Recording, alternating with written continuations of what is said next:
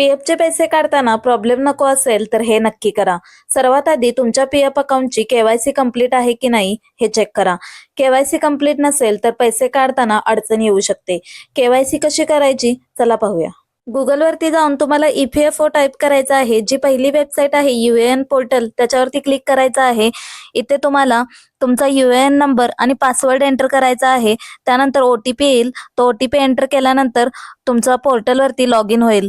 Log in झाल्यानंतर इथे वरती मॅनेज हा ऑप्शन आहे. याच्यामध्ये के-वाय-सी हा ऑप्शन आहे. त्याच्यावरती क्लिक करायचं आहे. के-वाय-सी वरती क्लिक केल्यानंतर के-वाय-सी पेज ओपन होईल.